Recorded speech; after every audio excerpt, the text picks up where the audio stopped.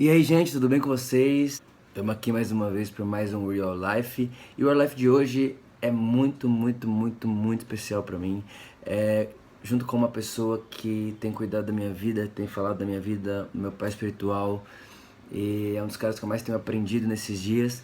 E a gente estava andando de carro para almoçar no final do ano passado. E aí eu gravei. E aí agora ficou pronto para vocês assistirem um pouquinho, tá bom? Então, se liga no recado e vai lá. A gente tá indo aqui almoçar agora, a gente tá aqui em Taubaté. A gente tá passando um tempo aqui com eles, aprendendo muito. E eu não podia deixar de dividir esse momento com vocês. Então a gente vai bater um papo aqui. E a gente espera que vocês gostem daí, tá bom? Estamos aqui, gente, com uma ninhada de pernilongo. Eu prefiro pernilongo que demônio. Lê, uma das perguntas que eu mais recebo nas minhas redes sociais Victor, como que eu faço para conciliar minha vida normal, minha vida escola, faculdade, trabalho, família, com o meu tempo com Jesus, igual você fala, com o sacerdócio que a gente foi chamado para fazer. Como que você lida com essas situações? No meio de tantas viagens, gente, que eu levo viagem também, tem uma igreja para cuidar, tem uma pá de coisa para fazer, muito mais coisa que eu e você. Então, ajuda a gente aí.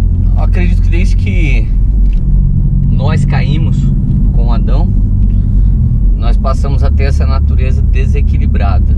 Então, você que está nos vendo aí, que tem um corpo legalzinho, porque você come direitinho e malha, provavelmente você não deve ter tempo para outras coisas. Se você trabalha, faz academia, estuda, eu não sei que hora que você ora, e não sei que qualidade você consegue ter de discipulado e de pesquisa das escrituras. Aí de repente, talvez você aí é fera com a Bíblia, na oração, e não tá cuidando mais legal do templo do Espírito Santo. Desde o dia que caiu Adão e Eva, a primeira coisa que a gente perdeu é o equilíbrio. E o meu desafio hoje é ser marido, muitos anos casado. Eu sou casado desde 19 anos de idade, tenho 37. E 19 ou 20?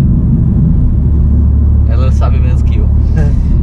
E nós temos uma filha de 20 anos e uma de 5. Então as ideias com a filha de 20, é amizade, é muito legal. E daqui a pouco a gente tem reunião de presbitério. E daqui a pouco eu sou marido. E daqui a pouco eu sou filho. Pior que eu sou filho do cara que eu pastoreio. Então tem dia que eu tenho que ensinar alguma coisa com meu pai e com a minha mãe, como pastores. Daqui a pouco eu já volto a aprender como filho. É realmente quase impossível. E assim, toda vez que eu me equilibro numa coisa, eu me desequilibrei em outra coisa. Um tempo atrás eu estava bem em casa, estava bem nas viagens, estava bem na igreja local, mas eu estava engordando muito, porque estava comendo o que tivesse. Então eu voltei para casa e minha esposa, a gente passou a ir lá para a cozinha, fazer uma comida saudável. Para mim, você tem que ir para as prioridades para você começar a se equilibrar. Primeira coisa, encontrar Jesus. Minha esposa tem um costume de café com Jesus. Nós passamos, em vez de tomar café expresso, passar café, porque daí a gente gasta mais tempo, já põe um louvor. Então se pelo menos a gente consegue meditar num verso bíblico, a gente já conseguiu ter um momento com Deus.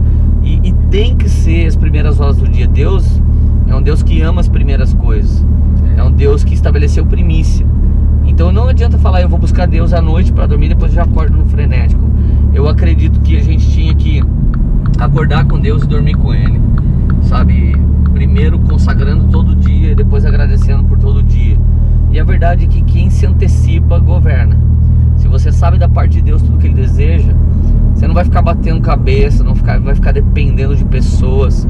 E a verdade é que quem vive no secreto, ele não é surpreendido com uma fala, ele só recebe confirmação. Isso é muito forte. Nada é novidade para quem está no secreto. Nada. Você já sabia, nem que fosse um pouquinho, nem que seja um golinho, mas você já anda sabendo o que Jesus vai falar. Sim. Então é a hora que você chega lá na pregação do Victor e aí você fala, eu li isso essa semana.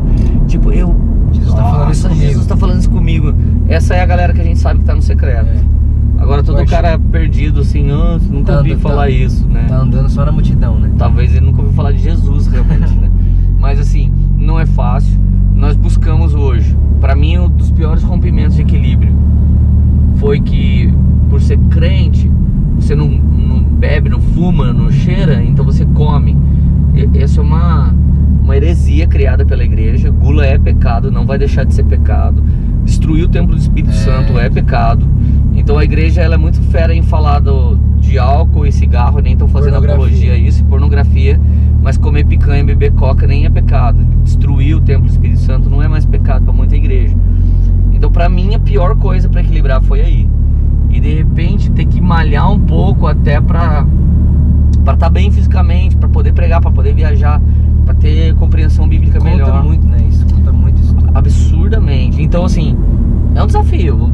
Se você alinhou um lado da sua vida, desalinhou o outro. Então já teve vezes, eu tava contando pros meninos, de eu começar a fazer academia uns 3 anos atrás. De repente eu vi que meu tempo na academia começou a me roubar de Deus por um período. Rouba.